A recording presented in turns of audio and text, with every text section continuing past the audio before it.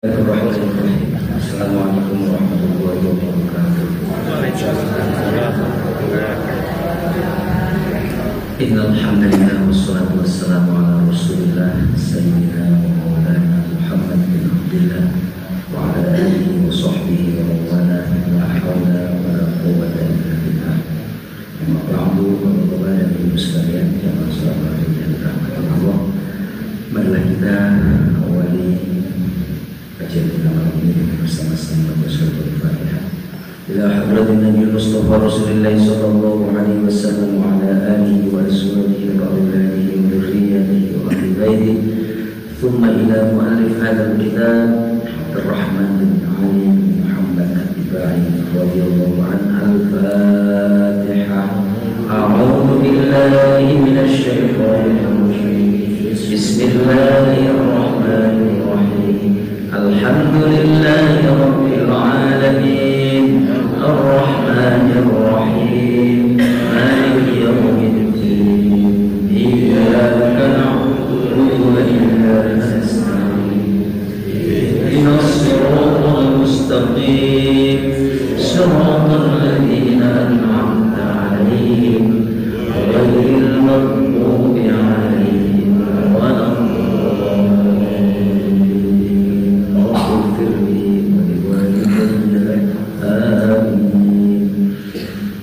Ya Rabbi salli ala Muhammad, Ya Rabbi salli alaihi wa sallim. Ya Rabbi salli ala Muhammad, Ya Rabbi salli alaihi wa sallim. Ya Rabbi ballighul wasilah, Ya Rabbi khussahu bil fadilah.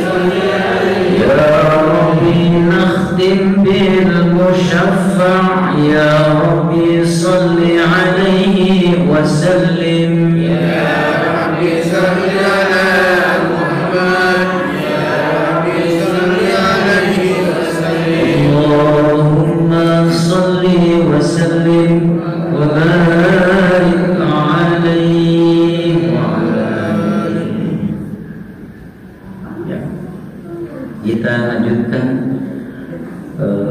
riwayat atau kisah kelahiran baginda Nabi Muhammad.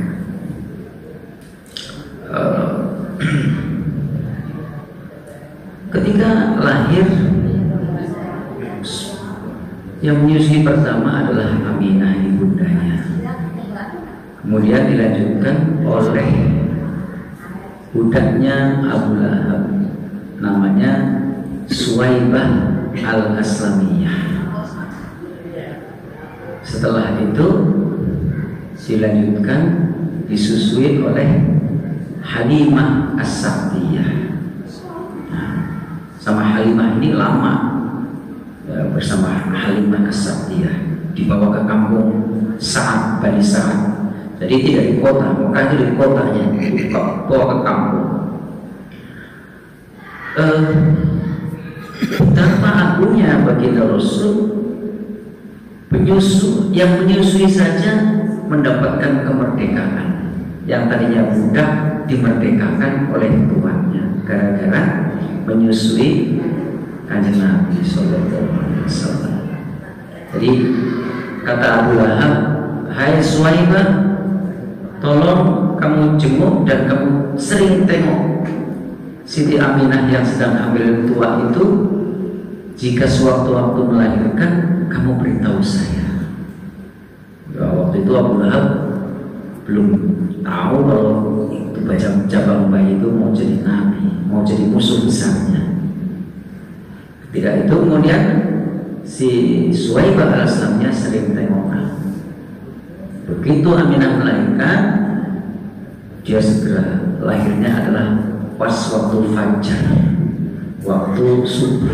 Kalau sekarang waktu fajar itu waktu subuh. Dia diberitahulah kepada Abu Lahab, lalu Abu Lahab segera mendatangi rumah Siti Aminah dan begitu gembiranya, begitu senangnya Abu Lahab mendapatkan keponakan dengan lahirnya Nabi Sallallahu Alaihi Wasallam. Karena senangnya Abu Lahab atas kelahiran Nabi Rasulullah Muhammad, setiap hari Senin dia mendapatkan keringanan siksa dan mendapatkan air yang keluar dari telunjuknya. Idza kana hadaka firun, idza kana hadaka firun jaa damuhu bitabbat yadahu fil jahim mukhallada ata annahu fi yawm أتى أنه في كل يوم أتى أنه في يوم الاثنين دائما يخفف عنه للسرور بأحمد. Itu ada syair di dalam kitab yang ditulis oleh Syekh Alwi bin Maliki, Syekh Muhammad bin Al-Maliki. Idza kana hadza kafir, jika orang kafir ini saja yang sudah dicela dengan turunnya surat Al-Lahab, tabbat yada abi lahabi wa tab. Mengapa ayat itu turun? Ceritanya, jadi ayat itu ada sebab nuzulnya, tidak semua tapi sebagian ayat-ayat Al-Quran itu ada kronologi atau ada sebab musababnya ayat itu turun. Ya, jadi perlingan. Namanya asbabun nuzul. Kalau hadis, mengapa hadis itu muncul? Ada juga ada sebabnya. Namanya asbabul wurud. Sebab hadis itu lahir. Nah, lahirnya Tabbat atau turunnya surat Tabbat yada abi lahabi wa tab itu adalah karena Abu Lahab itu mencaci Nabi Muhammad. Nabi itu kan ketika menerima wahyu dakwah sembunyi-sembunyi, ya kan? Pertama kali dakwah itu dakwahnya sembunyi-sembunyi, keluarga dekatnya, istrinya pertama Khadijah, kemudian keluarga dekatnya. Setelah sekian lama berdakwah dengan sembunyi-sembunyi, kemudian Allah perintahkan untuk dakwah terang-terangan. Jadi turunnya surat Al-Quran itu yang pertama adalah Iqra bismi rabbikal ladzi khalaq. Itu adalah surat yang kalau pejabat itu dilantik, yang melantik Nabi sebagai Rasul, melantik Nabi Muhammad sebagai Rasul, itu dengan turunnya ayat itu. Kemudian sekian lama Nabi kemudian disuruh dakwah dengan terang-terangan dengan turunnya ayat ya ayyuhal mudaththir qum fa'anzir wa rabbaka fakabbir wa thiyabaka fatahhir wa rujza fahjur, dan seterusnya dan seterusnya. Nah, ketika Nabi mulai dakwah terang-terangan, beliau mengumumkan untuk masyarakat Mekah, wahai masyarakat Mekah, berkumpullah di bukit. Kalau tidak salah namanya Jabal Qubais, bukit. Ya, bukit Jabal itu gunung, Qubais namanya Jabal Qubais, bukit Qubais. Suruh wah, semua muda, tua, laki berkumpul di situ, termasuk Abu Lahab. Ketika sudah kumpul, Nabi kira-kira mengatakan begini, aku ini adalah utusan Tuhan, telah turun kepadaku wahyu, firman Tuhan yang mengajarkan kepada kita untuk bertauhid, menyembah Allah semata, tinggalkan berhala. Tiba-tiba Abu Lahab nyelak, hai Muhammad, kamu itu siapa? Celaka kamu kalau mengajak kami ini kumpul di sini hanya untuk mengikuti apa yang kamu perintahkan. Sampai saya pernah baca itu dalam sebuah buku sejarah itu, dia bilang begini, si Abu Lahab itu, kamu itu ibaratnya adalah air kencingku. Ini Allah gak terima. Allah gak terima. Abu Lahab mengatakan, tabalaka ya Muhammad, celaka kamu wahai Muhammad. Maka turun ayat membalas pisuannya Abu Lahab dengan ayatnya, tabbat yada abi lahabin wa tab ma aghna anhu maluhu wa ma kasab, dan seterusnya. Celaka kamu wahai Abu Lahab. Nah, Abu Lahab itu sudah dicap oleh Al-Quran bahwa dia celaka. Jadi tidak perlu disangsikan lagi. Celaka sejak masuk kubur sudah celaka. Mau tahu sejarah kematiannya Abu Lahab? Abu Lahab itu ketika mati, jangankan tetangga kanan kiri, anaknya saja nggak mau dekat. Kenapa? Karena bau busuknya yang sangat tidak tahan, sakit, badannya membusuk, sehingga bau. Sebelum mati dia sudah bau.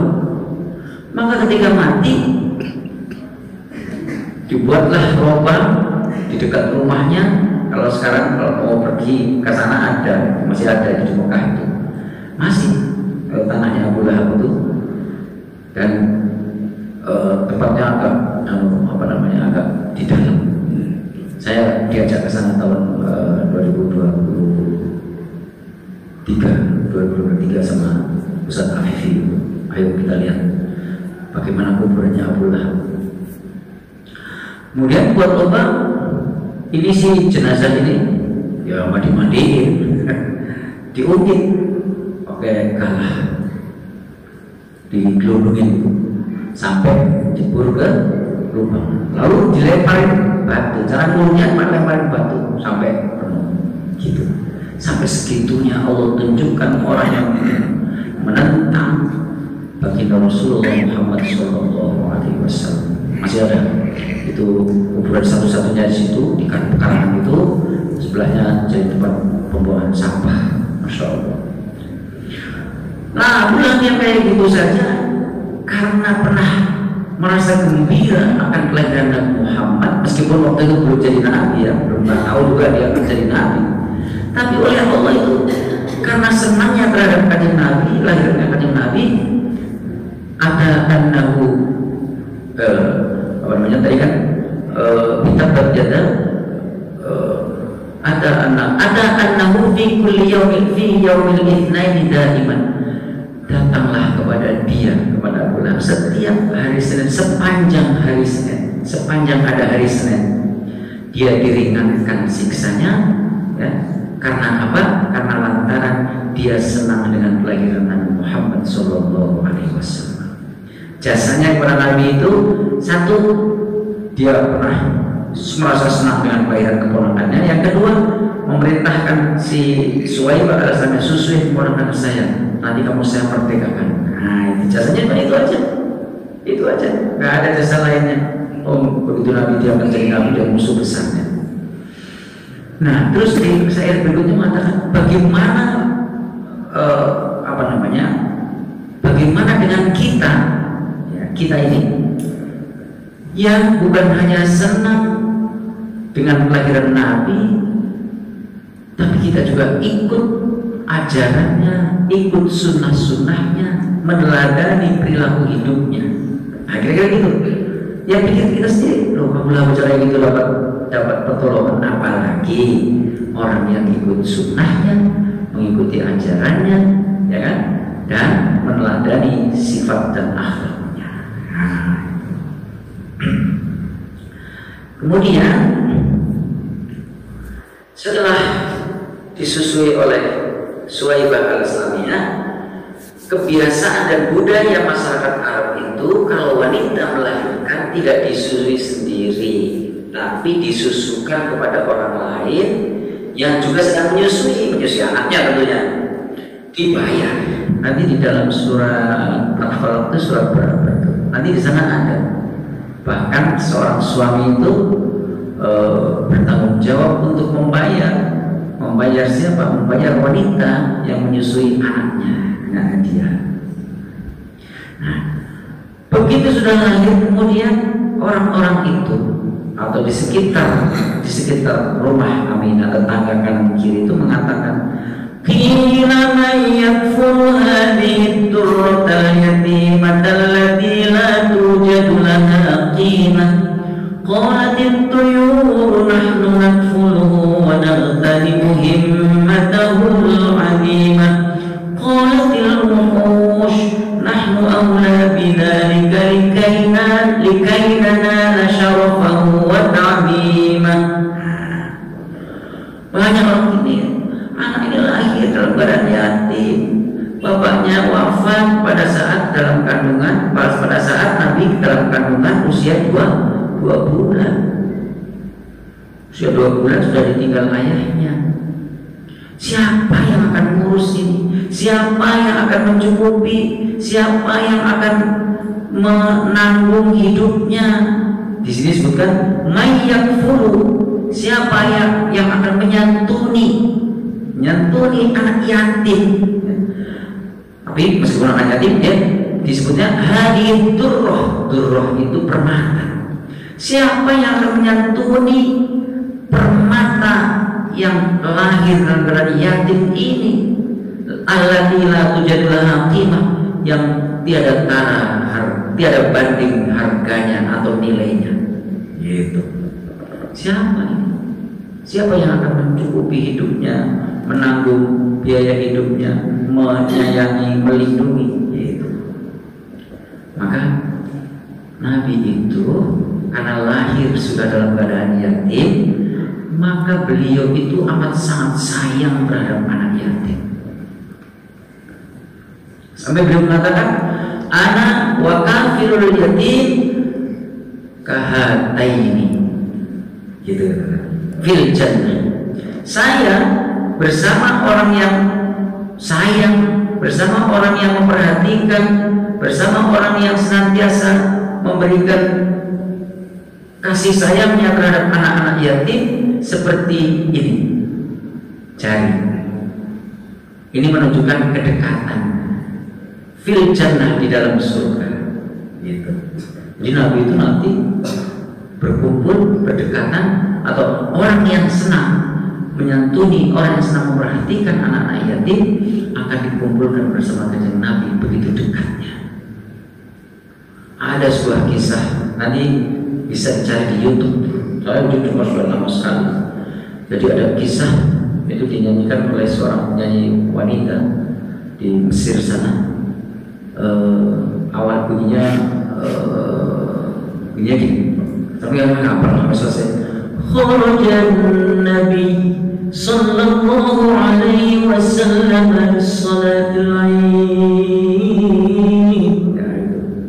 Jadi kita kisahnya itu Nabi satu hari keluar di pagi hari untuk melaksanakan sholat Id. Begitu keluar, Nabi sholat Idnya tidak di masjid, sholat Idnya di lapangan.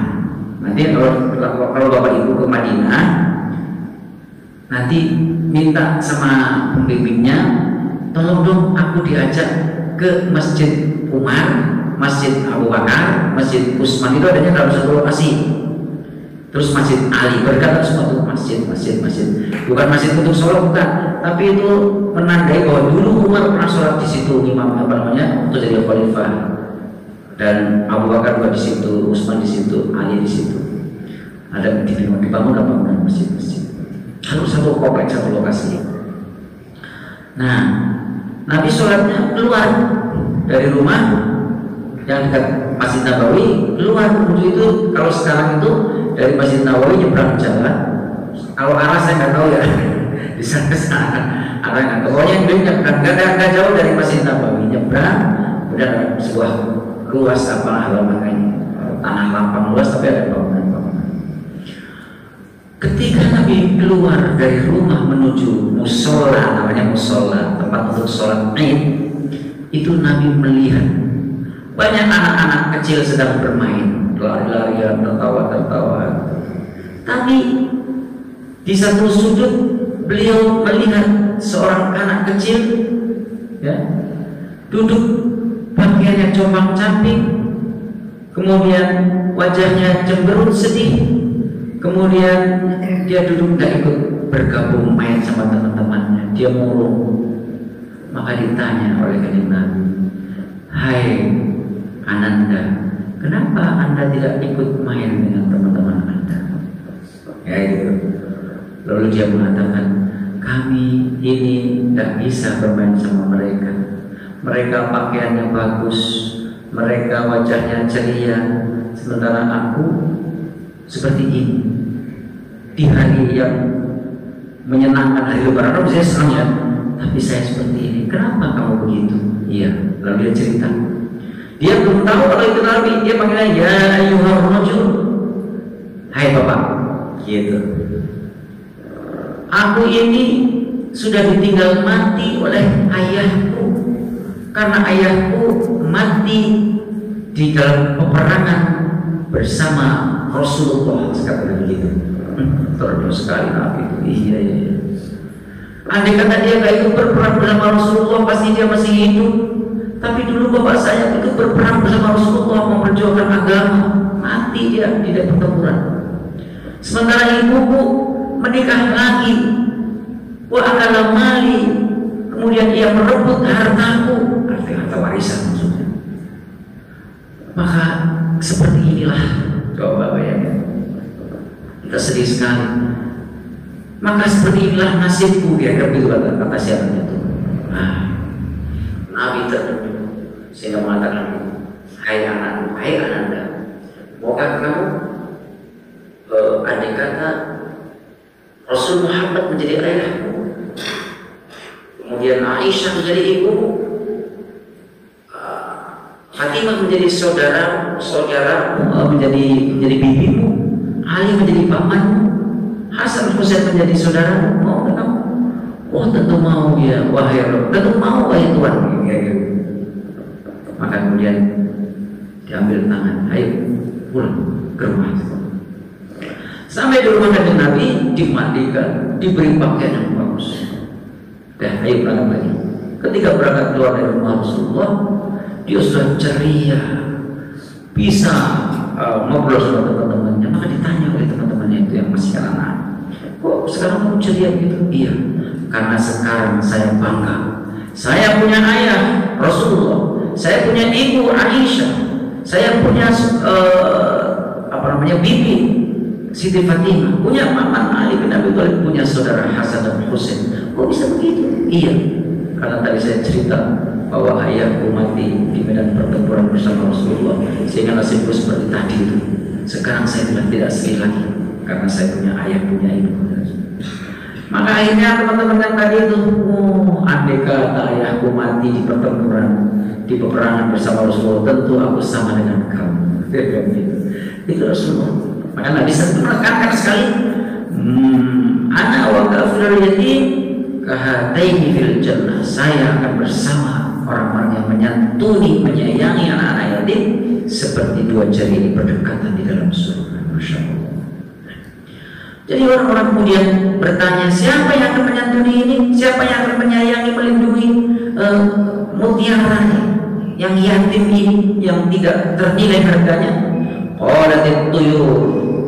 At-tuyur jamak daripada kata at-tuyur adalah jamak dari kata toir. At-toir itu artinya burung. At-tuyur berarti burung. Makanya pesawat terbang namanya toiroh. Bahasa Arabnya pesawat terbang itu toiroh. At-toiroh artinya pesawat terbang. Maka burung-burung ini bahasa imajinasinya Syekh Abdurrahman Al-Tibai. Wah, jangankan kok manusia, burung saja mau ikut menyayangi. Kata burung-burung kan kita juga sering kan pakai bahasa imajinasi kan, itu di nyanyian-nyanyian itu kan, wahai burung titip salam untuk dia, kan gitu kan. Ada orang wahai angin, itu imajinasi. Jadi cuma di masa burung mau, enggak, itu imajinasi, menunjukkan bahwa Nabi Muhammad tidak ada yang akan tidak mungkin tidak ada yang perhatikan di waktu kecilnya. Kata burung-burung, nahnu nadkhuluhu wa naghtanimu himmatahu al-alim. Kata burung-burung itu, kamilah yang akan mencukupi, menanggung, menyayangi dan memenuhi kebutuhan atau memenuhi kemauannya atau cita-citanya yang azimah, yang tinggi. Bukan hanya burung yang begitu, waqalatil wuhush, binatang-binatang liar pun juga ikut berkomentar, nahnu aula bidzalika likaina nala syarafahu wa taqlima. Kami lebih berhak, kata binatang-binatang liar, lebih berhak untuk apa? Untuk menjaga, untuk melindungi, untuk menyayangi Kanjeng Nabi atau Rasul Muhammad supaya kami memperoleh kemuliaan dan keagungannya. Sampai begitu. Jadi kalau sekarang itu anak bayi, biasanya secara umum bayi itu banyak yang sayang kan ya, banyak yang sayang. Begitu. Kanjeng Nabi begitu. Qila, maka kemudian dikatakan, ya ma'syarul umam, wahai umat. Al-umam itu jamak dari kata umat. Umat itu artinya kelompok. Umat manusia, kelompok manusia. Umat jin, kelompok jin. Ya gitu. Tapi kata umat ini tidak hanya digunakan untuk manusia, tapi bisa juga digunakan untuk kelompok binatang-binatang atau kelompok hewan. Misalnya kelompok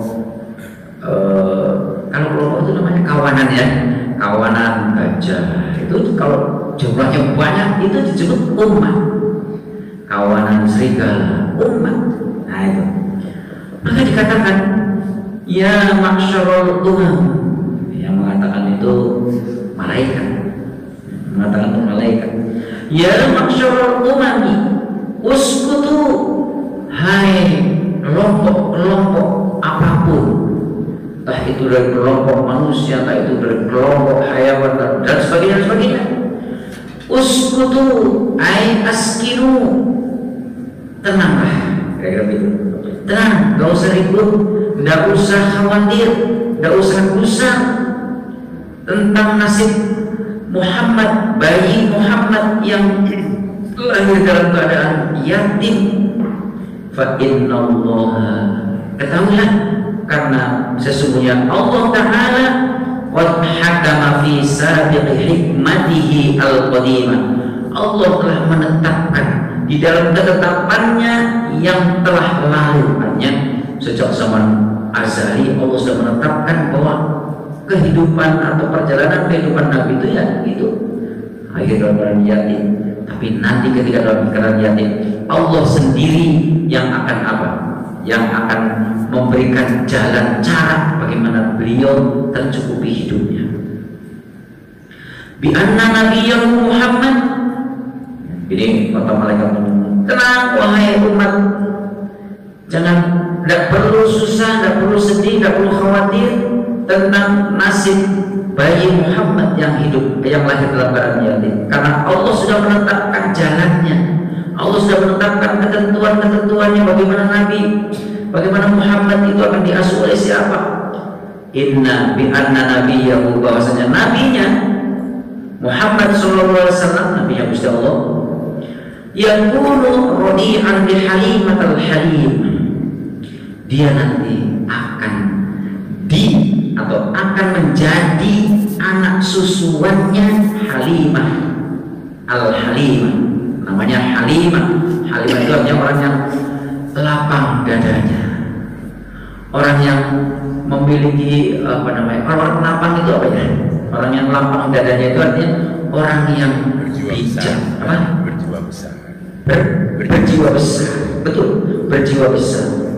Sehingga ketika mendidik atau ketika mengalami bagaimana anak-anak yang misalnya ya, anak-anak yang kadang-kadang rewel, kadang-kadang begini dan begitu, itu dia bisa menghadapinya dengan penuh kesabaran karena lapang dadanya. Jadi kira-kira begini, siapa nanti yang akan ini, yang akan itu? Enggak usah khawatir. Allah sudah menentukan ada seorang wanita yang namanya Halimah yang dadanya lapang. Pada beberapa tahun yang lalu saya sampaikan, Nabi Muhammad diurutkan ayahnya Abdullah, ibunya Aminah, yang menyusui Halimah, ya kan? Itu bukan sebuah kebetulan, tapi itu sudah dirancang oleh Allah Subhanahu wa Ta'ala. Nah, di dalam kitab Al-Imtah itu disebutkan begini, dikatakan begini, wa halaka abuhu Abdullah wa huwa fi batni ummi. Abdullah itu wafat, meninggal pada saat Nabi atau pada saat Muhammad calon seorang Nabi masih berada di dalam kandungan ibunya. Maka ketika beliau lahir, ketika bayi Muhammad lahir, qalatil malaikah, para malaikat kemudian bertanya, malaikatnya nggak tahu rencananya Tuhan. Qalatil malaikah, para malaikat bertanya, ilahana wa sayyidana, duhai Tuhan kami dan wahai Tuhan kami, baqiya nabiyuka hada yatiman, calon nabimu sekarang ini lahir dalam keadaan yatim.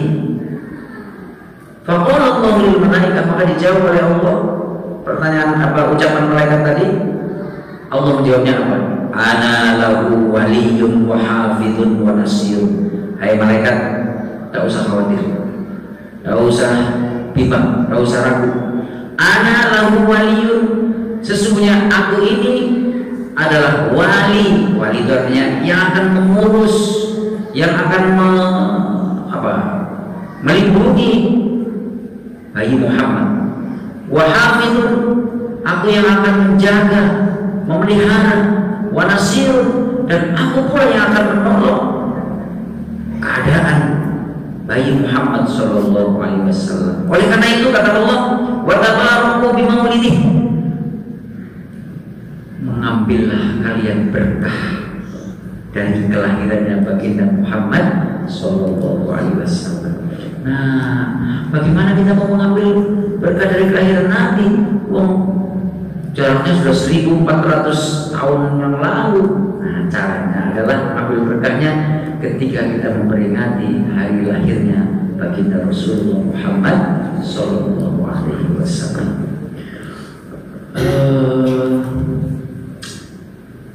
Apa namanya? Hari Maulid. Ada buku yang ditulis oleh Ibnu Hajar, namanya, saya punya bukunya, punya kitabnya, namanya apa ya? Itu mau perbandingan nanti kita ketemu. Kalau dibandingkan antara hari raya Idul Fitri, kemudian hari Nuzul Quran, kemudian hari kelahiran Nabi, mana lebih mulia? Mana lebih mulia kelahiran hari atau malam kelahiran Nabi dengan malam nuzul Quran dengan malam hari raya, mana lebih mulia?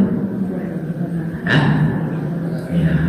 Jawabannya lebih mulia malam kelahiran Nabi Sallallahu Alaihi Wasallam. Logika dulu, logika. Apakah mungkin terjadi ada malam nuzul Quran kalau Nabi tidak dilahirkan? Tidak mungkin. Ya kan? Mana bisa ada malam nuzul Quran kalau nabinya saja tidak lahir?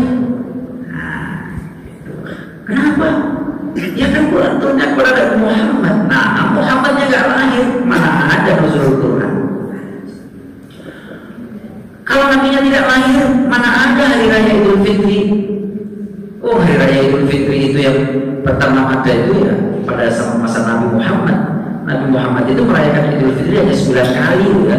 Idul Adha juga 9 kali karena puasa itu mulai diwajibkan itu pada tahun kedua Hijrah, yaitu tahun kedua setelah Nabi pindah dari Mekah ke Madinah. Ya, al-fiqhul Islam wa adillatuh. Itu Nabi hanya 10 tahun di Madinah, diwajibkan tahun kedua. Maka cuma 9 kali beliau berpuasa Ramadan, 9 kali beliau merayakan Idul Fitri dan Idul Adha. Jadi kita ambil berkahnya kapan? Ambil berkahnya di bulan kelahirannya baginda Kanjeng Rasulullah Sallallahu Alaihi Wasallam. Setiap kita baca sholawat kita juga mendapatkan berkah. Berkah itu apa sih? Bukan berkah itu berkat, bukan. Itu makanan yang kita pulang bisa potong ya. Bukan itu. Tapi berkah itu adalah kebaikan yang tercurah kepada kita. Itu namanya berkah. Nah, Masya Allah. Nah, terus kata ini di dalam kitab Al-Hikam yang ditulis oleh Al-Maqrizi. Di mana ini? Ana lahu waliyyun, Allah mengatakan ana lahu waliyyun wa hafidhun wa nasirun. Aku ini yang akan melindungi, menjaga, memelihara dan menolong dia. Wa tabaraku bi maulidi, maka kalian hendaknya mengambil berkah lantaran kelahiran baginda Nabi. Ya jelas, kita sekarang juga sudah ambil berkah dari kelahiran Muhammad. Kira-kira ya kalau Nabi tidak lahir membawa ajaran Islam, kita sudah Islam belum nih? Mungkin masih zamannya animisme, ya. Itu berkah. Kalau Nabi tidak lahir, berkah karena kelahiran Nabi, kita kenal Al-Quran. Oh, berkah. Karena kelahiran Nabi, kita kenal Allah, kenal hukum Islam, kenal macam-macam. Itu berkah namanya. Orangnya gak kenal dengan Al-Quran, gak kenal dengan Allah, gak kenal dengan ajaran agama Islam, itu belum mendapatkan berkah dengan kelahiran Nabi Muhammad Sallallahu Alaihi Wasallam. Atau orangnya sudah Islam, tapi baru dapatkan berkah sedikit, yaitu baru berkahnya berkah dia bersyahadat, mengucapkan 2 kalimat syahadat. Tapi kalau dia belum mengenal Quran, belum berasik maksud dengan Al-Quran, belum berkenalan atau apalagi berteman dekat dengan Al-Quran, maka berusaha menjadi teman dekat Al-Quran supaya Al-Quran itu menemani kita sejak di dunia sampai di alam kubur sampai di akhirat. Karena itu doa khatam Al-Quran kenalan. Allahumma ja'alil Qur'ana lana fid dunya qarina wa fil qabri munisa wa fil qiyamati syafi'a wa 'ala sirati nura wa ila al-jannati rafiqa wa minan nari hijaba wa minan nari sitra wa hijaba. Gitu kan? Itu doa Quran gitu, doa khatam Quran. Ya Allah, jadikanlah Quran di dunia ini sebagai teman dekatku, di kubur sebagai penghiburku, di sirat sebagai penunjuk, kemudian di surga sebagai yang mengantarkan ke surga, dan seterusnya. Gitu. Kemudian kata Allah, "Famauliduhu maimunun mubarakun." Karena hari kelahirannya atau karena kelahirannya Muhammad atau bayi Muhammad adalah Maimun. Maimun itu penuh dengan kebaikan, mubarakun, penuh dengan keberkahan. Wa fatahallahu ta'ala li walihi, dan Allah telah membuka karena lahirnya Muhammad abwaabas samaa, pintu-pintu langit, wa jinanihi, dan pintu-pintu surganya. Masya Allah. Artinya begini, bukan terus buka belakang. Dengan lahirnya Muhammad, maka kesempatan orang untuk masuk ke dalam surga kesempatannya besar. Apa kesempatan itu? Bukan kesempatan. Dengan lahirnya Nabi Muhammad, maka kans itu apa sih? Peluang. Ya, peluang untuk masuk surga lebih lebar. Gitu. Kayaknya waktunya habis. Insya Allah nanti kita akan datang. Ini kalau cerita kayak gini, Masya Allah, maka kita harus terima kasih atas kelahiran Muhammad SAW. Tadi hadis yang ke depan saya sampaikan, kata Sayyidina Ali, ada nikmat besar, antara lain nikmat lahirnya baginda Muhammad SAW. Wallahu a'lam bishawab. Kurang lebihnya mohon maaf. Semoga bermanfaat. Wassalamualaikum.